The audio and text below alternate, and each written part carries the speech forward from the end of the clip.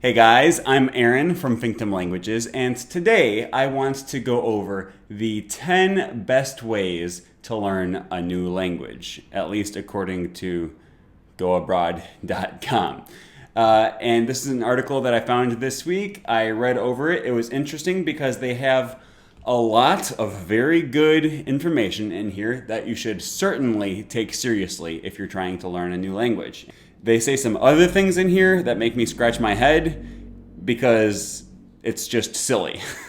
So we're going to dissect some of the good and the bad of this article. The first thing they say to do, one of the top 10 best ways to learn a new language is make new friends.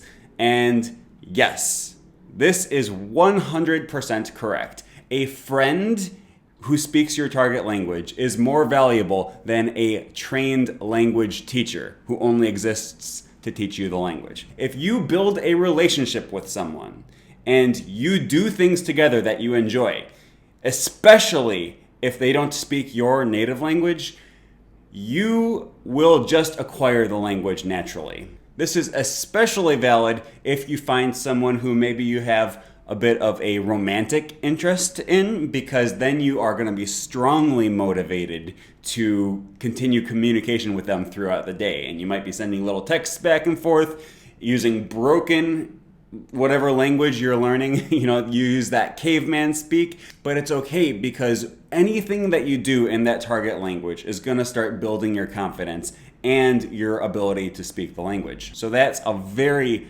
valid way of learning target language. Number 2, copy elementary school kids. And then they say, remember pen pals? All right, they go on here to talk about sending letters to each other. I've never done this, and that doesn't seem like the most efficient way to go about language learning. Maybe it was 50 years ago, but now we have the internet. So letters are just too slow to be the most effective way.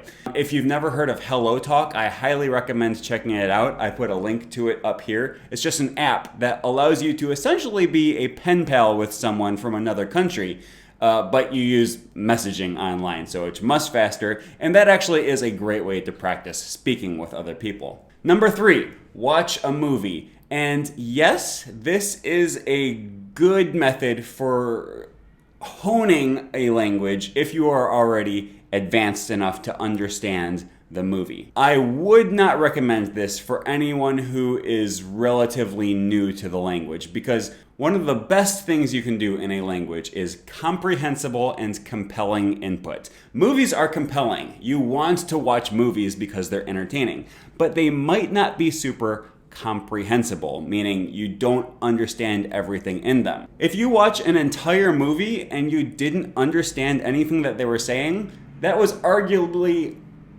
almost completely useless. Some people would say there's a little bit of value in watching that movie because you will pick up on little things, how they greet each other or single word sentences, things like that, but you're not going to learn very much if you don't understand what they're saying in the movie. If you understand 90% of what they say in the movie, that's actually quite useful. And if it's enjoyable for you to watch movies on Netflix in your target language, then that's an excellent way of honing your language skills and trying to move to the next level, but after you've already achieved quite a proficient level in the language. They also mention subtitles here, and there's a few different ways you could go about using subtitles. If you use the English language subtitles, that's okay if you want to just watch a movie for entertainment value and maybe possibly get a little bit of language learning out of it. English subtitles are not going to be a great way to learn your target language. If you use subtitles in the target language, so you're reading the language while you listen to it, that is fine. That is an acceptable way to learn the language. You are getting input. You're reading, you're listening. That's comprehensible input if you understand most of it. Many of us have reached a point where we're able to read very well in our target language, but we can't quite understand what people are saying without the subtitles. All right, if that's you, then maybe give it a try watching movies without the subtitles, just to train your ear and work on that aspect of the language learning without using the training wheels of the subtitles.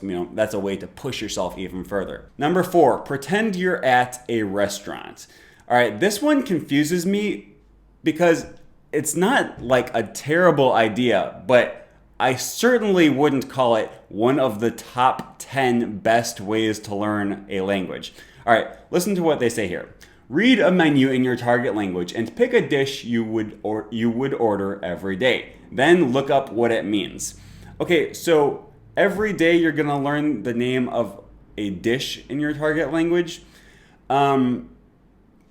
Okay, that's fine. But there's a few things that make me question how valuable this really is. Because one, if you're learning one word a day, it's going to take you forever to learn the language. Number 2, if you learn a word on Monday and don't come back to it, you have forgotten that word by Wednesday. Okay, you need review in order to remember words. And so I don't know what they're going for here. It seems kind of gimmicky, like try this little trick. But we don't learn languages with little gimmicky tricks. We learn languages mainly through immersion. Lots of content and lots of conversation practice. Number 5, use the interwebs. And I don't really understand. I mean, on the one hand, they're right. Yes, you should be using the internet to learn your target language. But that, to me, encompasses every other method on this list. So I don't really see that as its own step. 6, teach yourself. I don't understand this one either. They say the key to this one is small steps of dedicated research. Okay, they say take a little bit of time every day to write out a sentence you would like to know how to say in your target language. Look up the word slash section and try to construct the sentence yourself. Okay, you can do that. I'm not telling you to not do that. It's fine. But that goes back to up here. Pretend you're at a restaurant. If you're going to learn one thing a day, and then especially you're trying to learn this through translations, and then not come back to it, that can be a little side thing you do every day for fun if you enjoy it, but that is not a step in the staircase leading to language mastery. Okay, that's a side project. If it's fun to you, fine, go ahead and do that. But it certainly is not one of the top 10 ways to learn a language. Number 7, break it down. And they're not talking about breakdancing here, in case you were confused about that. Okay, focus on vocabulary for one area or topic each week. And I sort of see what they're going for here, because it can be very useful to try and focus on studying vocabulary in a narrow domain or one specific area of interest to you. You can focus in on one specific area, and that will help you make a lot of progress in one area faster than if you were dividing your attention among all of the different possible vocabulary categories. I'm kind of questioning their wisdom when they say focus on one topic each week and then move on to another topic the next week. You need repetition. If, let's say, the first week you learn transportation, the second week you learn food items, the third week you learn words for sports, by the third week, you've already forgotten all of the vehicles you learned in the first week. So instead of just dedicating a week to memorizing a certain category of vocabulary words, what I would recommend is getting an SRS system like Anki, Memrise, possibly Closemaster. But after a certain number of days, it will bring you back to the old vocabulary that you already learned to help you review, so that you don't just learn it once and then forget it forever. So if every week you put a certain category of vocabulary words into your Anki deck, that would be reasonable, because it will allow you to keep reviewing those words in the future. In my view, the value of using spaced repetition or flashcards is that it just primes your brain to recognize those words when you see them or hear them in a conversation. It just sort of piques your awareness at one point. It's like when you buy a brand new car. You've never heard of it before, but then all of a sudden you have heard of this car and then you see it everywhere, right? It's the same thing with vocabulary words. If a spaced repetition system or a flashcard just makes you aware of that word, then the real value is how you start seeing it in all of your readings, in all of your online lessons. You start hearing it in all of your conversations with your friends. So possibly a valuable way of using their method here is that for 1 week, you read short stories about transportation or about food, okay, while you're using your spaced repetition. And that's actually quite a powerful combination. Number 8, listen to the radio. I mean, if you have a radio, what year is this from? 2017. Okay, well, all right, yeah, sure. If that's you, if you have a radio, and if there's a local radio station that plays your target language, then by all means, knock yourself out. I personally I've used the radio in my car on occasion to listen to Spanish radio. Sure, that's fine. These days, most of us use Spotify, Apple Music, YouTube, something like that. Music to me is really excellent because you get a song stuck in your head, you sing it over and over, you memorize the lyrics. That's great. The downside of using an actual radio is that it's totally random. You don't know what song's coming up next. You might not always like the music that they're playing. Spotify or something like that, where you get to choose your song and you get to listen to them over and over. You can create your own playlist that's fine-tuned because it's made of music that you actually like. That's very valuable. I would shy away from the actual radio unless you are just a radio person, but that's just me. Now, I actually don't like their pro tip here, okay? Listening to the news in your target language is not a good idea unless you're very advanced, okay? If it's a podcast, if it's news, it's just audio, and you don't have any kind of visual media, a TV show, YouTube video, something like that you can see and look at to understand what you're watching, it's gonna be way too hard to understand unless you're quite advanced.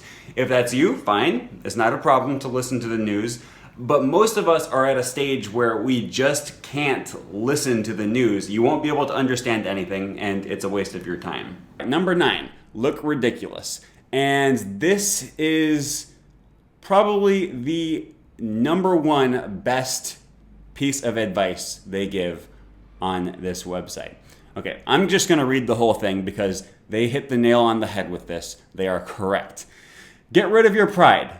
Understand from the beginning of this language journey that it's not going to be an easy ride. The less you know of a language, the harder it will be to speak, write, and comprehend it, especially if it's an unusual one.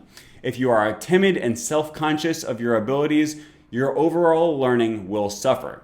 The best way to learn a new language, and the first rule to succeeding in learning, is being comfortable and A-okay with making plenty of mistakes. These moments are where you learn the most, and ultimately the gateway to your multilingual successes. Yes, I'm not going to say anything else about this because there's nothing else to say. They are just correct when they say that. And number 10, go abroad. All right. I got this blog article from goabroad.com, so it doesn't surprise me that they would put this, but I think that's misleading. I lived in Djibouti, Africa, a French-speaking country, for 6 months and did not learn one word of French. You know where I learned French? In Wisconsin, in my bedroom, by myself, chatting with people online and watching YouTube videos. There's a myth that you need to go abroad in order to learn a target language, and it just simply is not true. Going abroad is not the key. All right, I want you to pay very close attention to what I'm about to say. Going abroad is not the key. Immersing yourself in the language is the key. And going abroad makes immersion easier. But they are not the same thing. I mean, you see the difference there? You can immerse yourself in the language from anywhere. And you can go abroad without immersing yourself in the language. So many people I know have gone to a foreign country. They make English-speaking friends. They rely on Google Translate or on people who happen to know English in order to survive abroad. And then they come back without having ever gotten any practice in speaking the language. So going abroad and language learning immersion are different. They are not identical. One can be helpful in the other, but not necessarily. And then they have just like a few extra little tips down here. Be patient with yourself. All right, sure. Be patient with yourself. All right, number 2, commit to speaking in the target language. They are right about that. You just have to speak in the target language. Like I said, so many people go abroad and they're just able to get by with speaking English because almost everyone in the world has learned some English. Don't do that. Intentionally go out and find friends who don't speak your language, or at least who are willing to stay in your target language with you if they do speak a little English. I know it can be scary, it can be terrifying to speak a language that you're not totally familiar with. Be okay with that. Remember number 9. They hit the nail on the head with number 9. Look ridiculous. Don't be afraid to look ridiculous. Speak your target language every day. Speak it as much as you can. Listen to it as much as you can. Don't be afraid to engage in conversations. Even when they speak so fast, you have no idea what they just said. That's okay. Take a deep breath. Ask them to repeat themselves slowly. And don't let that discourage you from being in the target language. And number 3, they already said, make friends with native speakers. Yes, speak to people all day, okay? I mean, that just goes without saying. If you can build genuine relationships over shared interests, maybe you can't speak to them at all, but you enjoy playing soccer together. You both like making art. Maybe you have to work together on something. You'll find a way to do that. Speak as much as you can, but don't let a small language barrier discourage you from having full-fledged relationships with other people. It's amazing how many jokes you can tell and understand even when there's a language barrier. The language barrier is not as much of a hindrance as you might think it is to developing friendships with other people. A smile can go a long way. Let me know if you agree with me in the comments. Let me know if there's anything that you think I left out. If you want to see more videos related to language learning, check out this link right here, and then go into the world and learn that language.